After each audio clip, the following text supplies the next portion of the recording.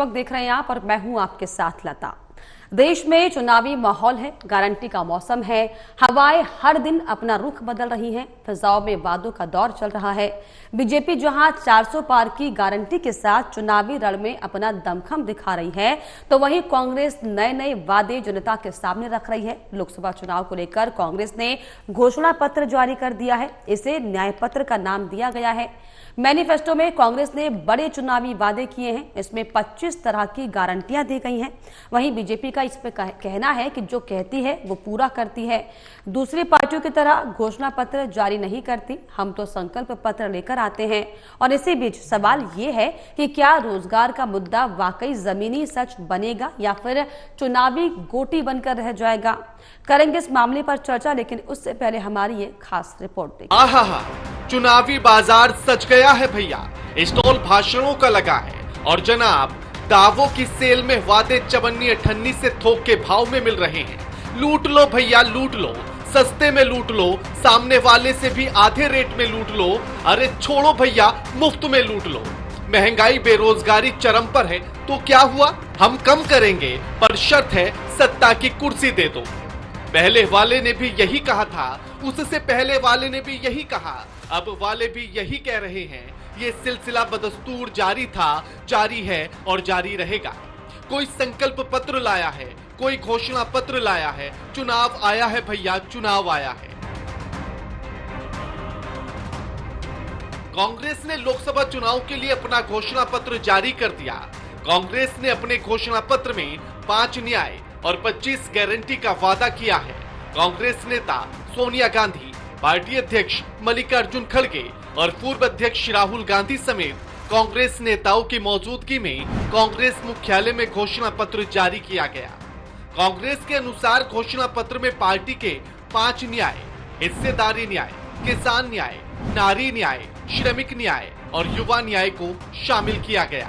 देश में चुनावी माहौल है, गारंटी का मौसम है, हवाएं हर दिन अपना रुख बदल रही हैं, फिजाओं में वादों का दौर चल रहा है। बीजेपी जहां 400 पार की गारंटी के साथ चुनावी रण में अपना दमखम दिखा रही है, तो वहीं कांग्रेस नए नए वादे जनता के सामने रख रही है।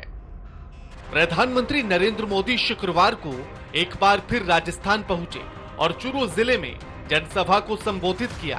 प्रधानमंत्री ने यहां कांग्रेस के घोषणा पत्र पर तंज कसा और केंद्र सरकार की योजनाएं गिनाई।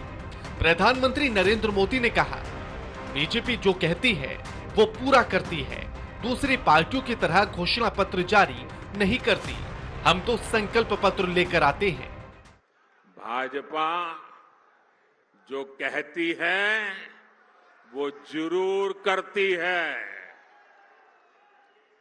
दूसरी पार्टियों की तरह भाजपा केवल घोषणा पत्र नहीं जारी करती, हम तो संकल्प पत्र लेकर के आते हैं।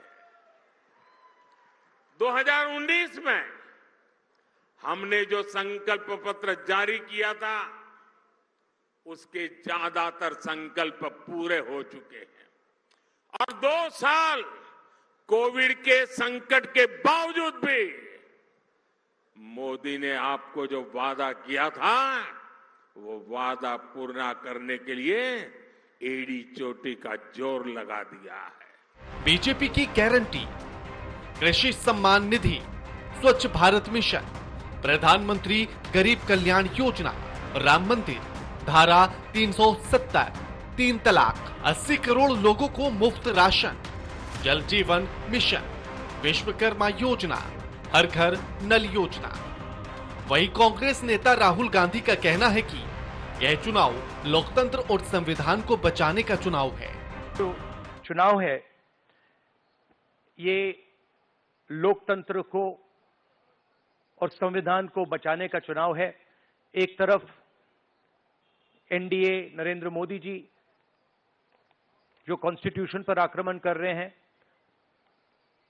लोकतंत्र पर आक्रमण कर रहे हैं, इंस्टीट्यूशंस को कैप्चर कर रहे हैं, और दूसरी तरफ इंडिया अलायंस जो कॉन्स्टिट्यूशन की रक्षा करता है, लोकतंत्र की रक्षा करता है। तो ये चुनाव इन दोनों फोर्सेस के बीच में है।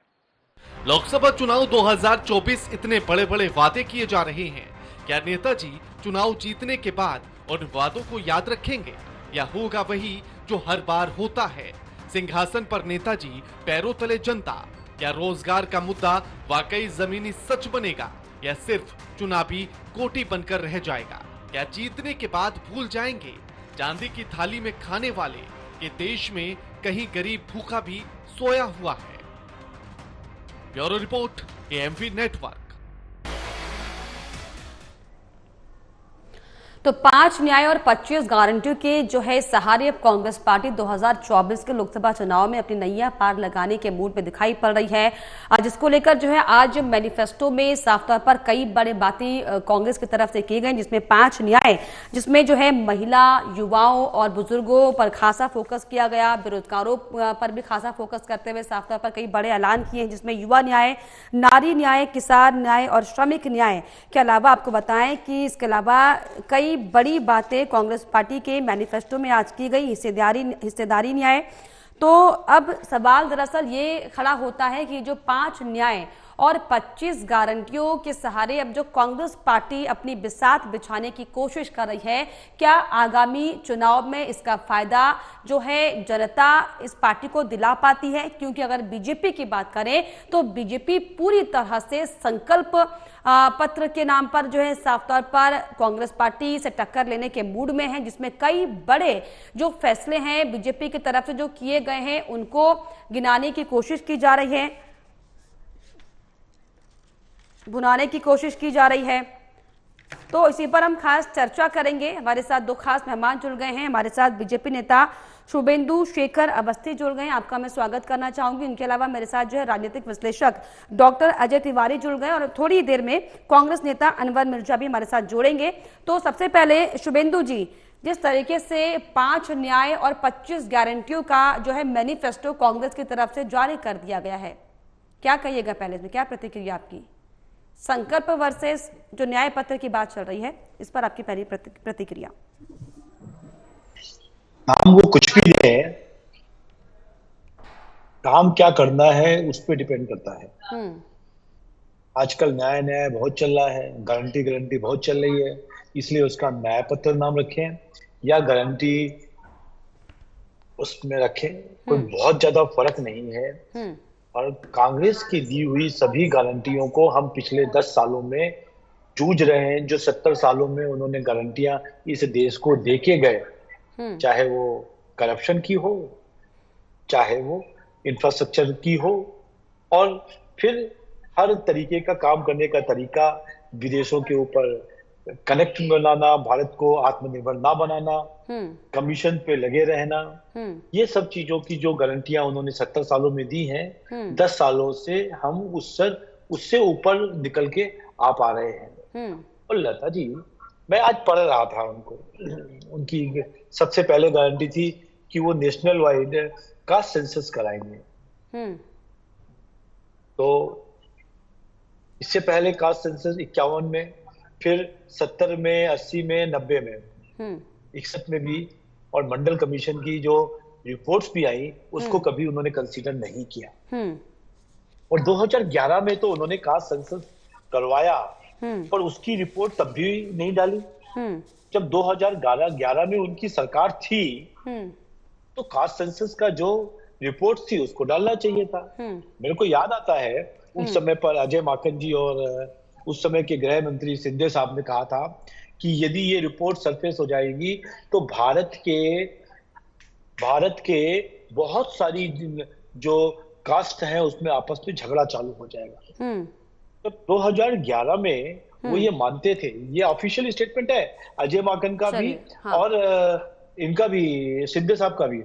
चलिए, हमने कांग्रेस की गारंटी की बात कर ली, अब हम बीजेपी की अगर शुभेंदु जी गारंटी की बात करें तो इसको भी रेक्टिफाई कीजिएगा। हालांकि कई गारंटियां आपने भी गिनाई हैं, कृषि सम्मान निधि, स्वच्छ भारत मिशन। मेरी बात लता जी, मेरी पूरी बात, अब मैंने कांग्रेस की प्रतिक्रिया तो आपसे ले ली। एक ही चीज कह रहा हूँ, एक ही लाइन कह रहा हूँ। जब उन्होंने उस समय पब्लिश नहीं किया, आज वो पब्लिश करना चाहते हैं या हमसे कह रहे हैं या उन्होंने डाला है, इसका मतलब देश के अंदर विघटन करना चाहते हैं, जो नहीं होना चाहिए। चलिए ठीक है। अब बीजेपी कृषि सम्मान निधि की बात कर रही है, किसानों के विकास की बात करें तो एमएसपी पर क्यों नहीं बात कर रही है? क्यों किसानों को धरने पर आना पड़ रहा है? देखो, इसकी गारंटी कौन देगा सर बीजेपी में? लता जी, एमएसपी एक बहुत कॉम्प्लिकेटेड इशू है। हाँ। अब कई बार चैनल्स के ऊपर हमने डिस्कशन किया है, राजनीतिक विश्लेषक भी बताएंगे कि एमएसपी ऐसे तय होना बड़ा मुश्किल है। स्टेट चाहे तो दे सकता है, कांग्रेस के कितने स्टेट्स है उन्होंने कहीं पे भी नहीं दिया। आपको जानकारी के लिए पंजाब में खाली 2 स्टेट्स, हिमाचल 2 क्रॉप और हिमाचल में भी 2 क्रॉप, जबकि हरियाणा में 14 क्रॉप्स को एमएसपी दी जाती है। चलिए, आसान नहीं है। अब स्वामीनाथन को सर आप भारत रत्न दे देते हैं, लेकिन उनकी जो योजनाएं लागू होनी थी वो तो आप लागू नहीं कर पाते, फिर किस बात की गारंटी? 2 चीजें देखिए, मैं आपको एक एग्जांपल देता हूं। सपोज करिए एमएसपी के माध्यम से 1700 रुपए पर क्विंटल गेहूं का रेट आता है। अब एमएसपी के कानून के माध्यम से यदि हम देखें और 2100 रुपए का रेट है तो सरकार 2100 में खरीद रही है। पर यदि सरकार वो चावल यदि 4 क्वालिटी का है तो उनको खरीदना या ना खरीदना सरकार को, या प्राइवेट लोग भी 2100 रुपए में खरीदे हैं, ऐसा कानून में स्वामीनाथन जी ने दिया था 2004 में, 2005 में। हाँ। जिसको खुद कांग्रेस ने 2011 तक नहीं इंप्लीमेंट किया। चलिए, मैं डॉक्टर अजय तिवारी जी आपके पास आऊंगी। चलिए, हमारे साथ जो है कांग्रेस के नेता भी जुड़ गए हैं, अनवर मिर्जा। अगर आपको मेरी आवाज मिल पा रही है अनवर जी?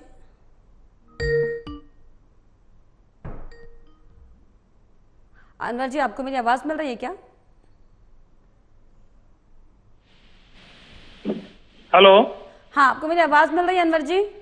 हाँ, मेरे को मिल रही है, लेकिन टाइम पर नहीं आ रहा मैडम। चलिए, हम डिबेट की शुरुआत ही कर रहे थे, चर्चा ही हो रही थी। जो कांग्रेस की तरफ से जो गारंटियां की गई हैं, 5 न्याय और 25 जो गारंटी का मैनिफेस्टो आपकी तरफ से आज जो है जारी कर दिया गया है, क्या आपको लग रहा है कि 5 न्याय और 25 गारंटियों के सहारे जो है कांग्रेस पार्टी की जो डूबती नैया है वो पार लग पाएगी? क्या प्रतिक्रिया आपकी इस पर?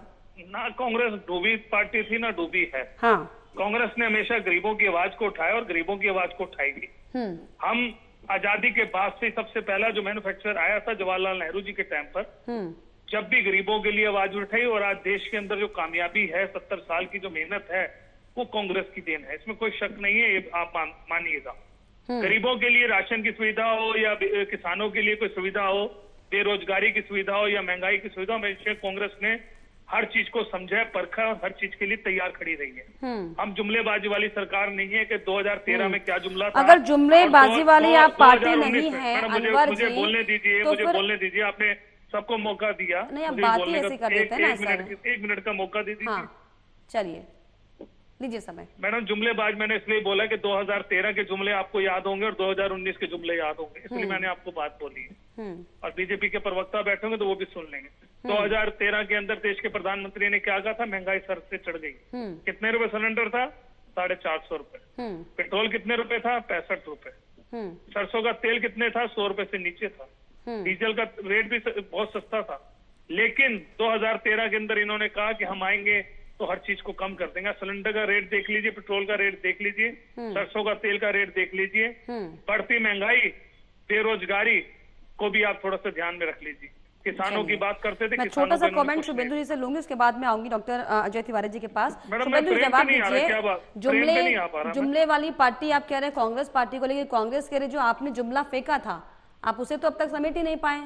महंगाई दिन प्रतिदिन बढ़ती जा रही है, रोजगार नहीं है, स्वास्थ्य, 2013 में सब कुछ। लता जी, 2013 में महंगाई का जो दर थी वो 12.56% थी। हाँ। आज 6.7% है। ये जानकारी नहीं है इनको। उस दिन जो नॉन सब्सिडाइज, मैं तो 2014 के फरवरी की बात कर रहा हूं, हमारी सरकार आने से पहले जो नॉन सब्सिडाइज सिलेंडर का रेट था वो उससे भी आज 10 साल बाद आज भी उससे सस्ता है। ये लोगों को घुमाते हैं, आज प्रूव कर सकता हूँ। आज की डेट को बैठ के 450 रुपए सिलेंडर था भाई। शुभेंदु जी, अगर वाकई रोजगार जो है लोगों को मिल रहा है तो क्यों 60,000 की भर्ती में 48 लाख अभ्यर्थी शामिल होते हैं? फिर ये बेरोजगार लोग कौन है? देखिए लता जी, मैं एक तो अनवर जी को बोलिए बीच में ना बोलना, जब वो बोल रहे थे मैं नहीं, आप गलत बोलेंगे तो हम जरूर अनवर जी मैं बोलेंगे। आपके पास आऊंगी, शुभेंदु जी नहीं, rectify अगर ये कीजिए गलत इसे। कल स्पोर्ट आपके सामने रखेंगे तो हम जरूर आवाज उठाएंगे। चलिए जवाब दीजिए, शुभेंदु सब्सिडाइज जवाब सिलेंडर दीजिए। का रेट आज भी उस समय के रेट से सस्ता है। अनवर मिर्जा जी पढ़ के आइए। हाँ पढ़ लीजिए ना, सब्सिडी 450 और 1000 रुपए का सिलेंडर का दिखता नहीं क्या आपको रेट? अरे नॉन सब्सिडाइज रेट है भाई, समझ में क्यों नहीं आ रहा आपको? आप क्या सब्सिडी रेट है? माइनस करके देखिए ना। प्लीज क्या प्लीज करके बार देखिए? बार बोल रहे हैं आप शांति से नहीं बोलोगे। फोन कान पे लगा के आप पहले सुनिए तो पहले पूरी बात, उसके बाद जवाब दीजिएगा। 450 का सिलेंडर 1000 रुपए का सिलेंडर में अंतर नहीं दिखता क्या आपको? फिर समझ में नहीं आ रहा इनको। नॉन सब्सिडाइज सिलेंडर की बात कर रहे हैं मेरे भाई, सब्सिडी को माइनस करिए। कहाँ सब्सिडी है? किसको सब्सिडी मिल रही है? हमें किसको जो सबको सब्सिडी मिल मिल रही रही है? है। आपको सब्सिडी मिल रही है? आपके को नहीं मिलेगी, जिनको सब्सिडी मिल रही है, नहीं, जिनको किसी को चाहिए सब्सिडी उसका नहीं रेट की बात मिल कर रही। भाजपा की सरकार कोई सब्सिडी नहीं मिल रही है। तरीके का जवाब मेरे को देना नहीं आता है। ये सीधा सीधा मैं आपको जवाब दे सकता हूँ। आधी बात उनकी आ रही है समझ में, आधी बात नहीं आ रही है। चलिए मैं फिलहाल अनुरोध करूंगा अजय तिवारी जी से ये जो बहस हमारी चल रही है इसका मैं कंक्लूड ले लेती हूँ छोटा सा। तिवारी साहब, जिस तरीके से गारंटी इधर भी है गारंटी उधर भी है, काम दोनों ही पार्टियां कर रही हैं, लेकिन जनता को कुछ इसका फायदा लाभ नहीं मिल पा रहा, तो किसको इसका लाभ मिल रहा है? और जो आपने चर्चा सुनी, क्या प्रतिक्रिया देंगे आप इस पर? चुनावी ये समय चल रहा है, गारंटियों का मेला लगा हुआ है। सबसे पहले तो मैं आपके चैनल के दर्शकों को प्रणाम करता हूँ। देश के 140 करोड़ जनता को अपील करता हूँ कि इस बार वोट देने जरूर जाएं, क्योंकि नेताओं ने बड़ा सिस्टम बना रखा है। अभी मैं कुछ दिन पहले गुड़गांव गया था और गुड़गांव में हमने कुछ लोगों से वार्ता चल रही थी और भारतीय जनता पार्टी के खिलाफ लोग वहां पर बिल्कुल पड़े हुए। उसका कारण सिर्फ इतना है कि मोदी जी 400 पार। एक जमाना हुआ करता था जनता लोकसभा का प्रत्याशी जिता करके प्रधानमंत्री बनाती थी। आज नरेंद्र मोदी प्रधानमंत्री जी जनता के बीच में अपनी लोकप्रियता से सांसद बना रहे हैं और वह सांसद अपने क्षेत्र में न कोई काम कर रहा है न कुछ कर रहा है। नरेंद्र मोदी की लोकप्रियता, भारत देश के नरेंद्र मोदी प्रधानमंत्री जी ने, मैं तारीफ करता हूं उनकी लोकप्रियता के लिए, कोई इसमें दो राय नहीं है। लेकिन इस देश के साथ कांग्रेस ने भी बहुत से काम किए हैं, ऐसा नहीं कि कांग्रेस ने देश में काम नहीं किए हैं। लेकिन अभी हमारे प्रवक्ता बीजेपी के कह रहे थे, वो अपनी बात कह रहे थे, अनुप जी कह रहे थे महंगाई की बात, तो ये भी आपको सोचना होगा कि 2013 में देश की जनसंख्या क्या थी और आज 2024 में देश की संख्या क्या है। 1990 में भारतीय जनता पार्टी विपक्ष बनने का कोशिश कर रही थी कांग्रेस का, और आज उसने जनता के देश की जनता की प्रेम को जीतने का काम किया है। भले ही महंगाई इस है, तरीके से भले ही बेरोजगारी बीजेपी है, अपना संकल्प पत्र लेकर चल रही है ना। तमाम जो है मुद्दे बीजेपी के, धारा 370 की बात वो कर रही है, 3 तलाक की वो बात कर रही है, यूसीसी और सीए की अब जो ये नया मसला है इसकी बात कर रही है, तो इस पर कितना भारी पड़ेगा ये कांग्रेस का 5 न्याय और 25 गारंटी वाला फॉर्मूला? लगता है कुछ असर होगा इसका? कांग्रेस को इससे कोई फायदा होने वाला नहीं है। रीजन ये है कि कांग्रेस के पास जनता से बात करने का बढ़िया तरीका, जनता को अपने दिलों में बसाने का तरीका है ही नहीं। मुद्दे तो इतने हैं कांग्रेस के पास कि अगर वो चाहे तो देश के इतना आंदोलन कर दे कि भारतीय जनता पार्टी बिल्कुल पीछे चली जाए। लेकिन वही कहना चाहता हूं लता जी कि इस देश के जनता को अपनी लोकप्रियता में जीतने के लिए भारतीय जनता पार्टी ने जब 1990 से अपने कदम उठाया तो आज 400 पार का नारा चल रहा है। कांग्रेस पीछे चली गई है, लेकिन अब भारतीय जनता पार्टी के नरेंद्र मोदी प्रधानमंत्री के नाम पर चुनाव जीतने वाले एमएलए, चुनाव जीतने वाले एमपी, चुनाव जीतने वाले पार्षद, ये एक समय आ गया है। मैं तो बता रहा हूं कि मैं गुड़गांव गया था और मैंने देखा कि वहां लोग 72 साल 73 साल के सांसद साहब से नाराज है, काम किया नहीं, घर से निकला नहीं। और भारतीय जनता पार्टी के सांसद एमएलए घर से नहीं निकले, मोदी जी ने जिसे चुन दिया जनता ने उसे मान लिया। ये जनता का विश्वास है कि नरेंद्र मोदी के नाम पर वोट दे रहे हैं, वरना मेरे ख्याल से आज भारतीय जनता पार्टी का सांसद घर से निकल के वोट मांगने के लायक भी नहीं है। बिंदु जी इसी का जवाब दीजिएगा आप, क्या इसके पीछे बड़ा कारण है कि जो स्थानीय नेता हैं वो भी सिर्फ मोदी के चेहरे पर ही चुनाव लड़कर जीत पा रहे हैं? उनकी खुद की अपनी कोई लोकप्रियता, कोई काम का बैकग्राउंड क्यों नहीं है? क्यों चुनाव के टाइम पर ही सभी नेता एक्टिव होते हैं? सुनिए, हाँ। दिल्ली में 7 लोगों को चुनाव में दिया गया, सभी संगठन के लोग हैं। और जो इसके पहले भी लोग थे, जिनको जो दिल्ली के एमपी थे, उन्होंने भी बहुत काम किए हैं। और हर बार भारतीय जनता पार्टी का हर व्यक्ति एमपी है, हर व्यक्ति मोदी जी की तरीके अगर का काम है। किया हर तो व्यक्ति मीनाक्षी जनता लेखी का की, टिकट क्यों काट दिया गया सर? कई बड़े नेताओं के टिकट काट दिए गए। बहुत सारे लोगों के काटे जाते हैं। हम लोगों ने 3 मुख्यमंत्री को चेंज कर दिया। हाँ। संगठन है, डिसिप्लिन संगठन है। और संगठन को जब ऐसा लगता है कि कुछ एंटी इनकम्पेंसी है, 10 साल से लोग एक ही चेहरा देख रहे हैं, कुछ चेंज करना है, तो ये चुनावी स्ट्रेटजी भी होती है। काम नहीं कर रहे इसलिए टिकटें कटती है मैडम बीजेपी में। ठीक है अनवर जी, मैं लौटूंगी आपके पास। हाँ भैया, ठीक है। आपने देखा होगा 3 राज्यों का चुनाव हुआ। तीनों राज्यों में जिन लोगों को आप समझ रहे थे, राज्य में शुभेंदु जी चुनाव हो रहा है, पीएम नरेंद्र मोदी को और केंद्र के नेताओं को बड़ी मशक्कत करनी पड़ रही है। क्यों? कोई मशक्कत नहीं, क्या बड़ा कारण इसके पीछे? कोई मशक्कत नहीं है। इतने लोग हैं, इतने बढ़िया तरीके से चुनाव लड़ा जा रहा है। आज कांग्रेस अपना चुनाव स्टार्ट नहीं कर पा रही है, और हमने लगभग 40% से लेकर 60% तक चुनाव में काम कर लिया है। अभी तक तो दिल्ली का देखो कि उन्होंने सीट तक नहीं डिक्लेयर करी। आपने संकल्प पत्र में बड़ी बड़ी बातें जरूर करी हैं, लेकिन माथापच्ची तो बीजेपी में भी चल रही है नामों को लेकर। अभी वो भी क्लियर नहीं हो पाए। उत्तर प्रदेश की कई बड़ी बड़ी सीटें हैं। मैक्सिमम सीटों पे हम लोगों ने काफी सीटों पे दे दिया है। हाँ। चर्चा के साथ तय होता है, पार्लियामेंट्री बोर्ड तय करता है हमारे यहाँ पे। फिर भी लगभग जैसे दिल्ली में हम लोग ने सब सीटें कवर कर ली, यूपी का काफी बड़ा सीटें निकल चुकी हैं। तो पूरे देश के अंदर सब जगह की सीटें जा चुकी हैं। थोड़ी बहुत जो बची हैं और जल्दी निकल जाएंगी। 100-125 सीटें बची है। चलिए, मैं अनवर जी थोड़ा सा वो लेना चाहूंगी उनका कमेंट। अनवर जी, भले ही आप बीजेपी की तमाम नीतियों से नाखुश हो, तमाम सवाल आप खड़े कर रहे हो, लेकिन सवाल इस समय में, इस चुनावी समय में ये है कि आखिर कांग्रेस के पास खुद की स्ट्रैटेजी क्या है? आप किस स्ट्रैटेजी के तहत जो है जनता के बीच जाएंगे, जगह बनाएंगे? क्योंकि आपकी जो कंपटीशन है बहुत टफ है, वो डू और डाई वाली स्थिति में कांग्रेस पार्टी खड़ी है।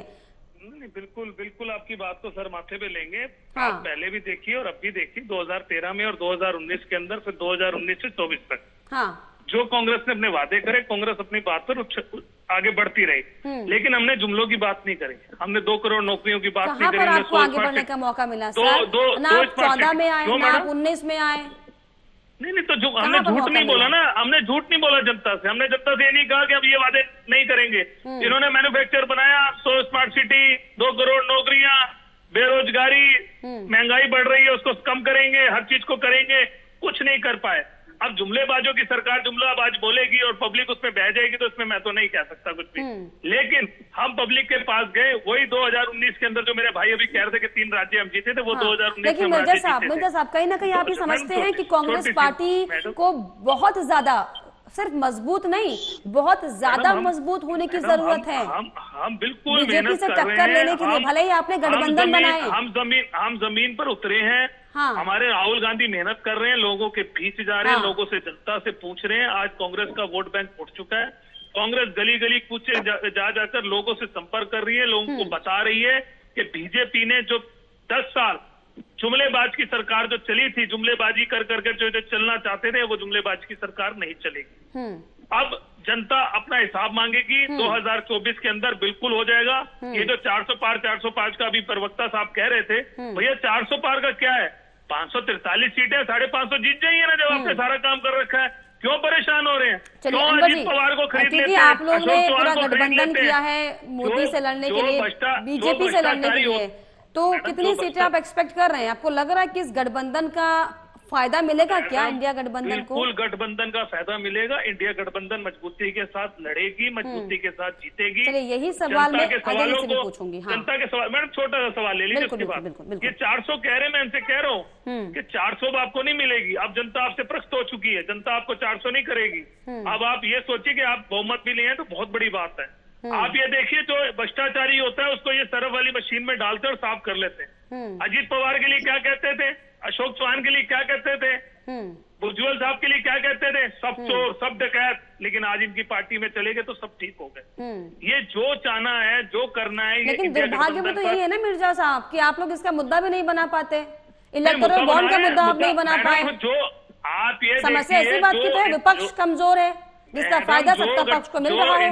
जो इंडिया गठबंधन चाहता है, अपनी बात रखता है, कल ही उसको सम्मन भेज देते हैं, ईडी सीबीआई का तानाशाही दिखा देते हैं। इसलिए डर के मारे कोई कदम ही आगे नहीं बढ़ा रहा है, इसका मतलब आज जनता सीबीआई और ईडी है, आने वाले वक्त में जनता जवाब देगी। तिवारी जी, क्या अभी चुनाव जो है ये पूरा ईडी और सीबीआई तक ही सीमित होकर रह जाएगा? और जिस तरीके से गठबंधन की हम जिक्र कर रहे थे हम, क्योंकि इंडिया गठबंधन जो है मोदी को टक्कर देने के लिए बनाया गया है, क्या आपको लगता है कि इसका फायदा हो पाएगा और जो कांग्रेस ने जो अपना ये घोषणा पत्र जारी किया इसको इम्प्लीमेंट कर पाएंगे? दादाजी, मैं आपको एक चीज बताऊं, ये नेगेटिविटी जो कहते हैं नकारात्मक सोच, नकारात्मक सोच यदि जनता में आ जाए तो चाहे भारत देश की कोई भी राजनीतिक पार्टी हो, उसका धरातल खत्म हो जाएगा। जैसे एग्जाम्पल के तौर पर महाराष्ट्र में प्रवासियों पर अत्याचार करने वाले राज ठाकरे ने जब अत्याचार करना शुरू किया तो राज ठाकरे का वजूद ही खत्म हो गया।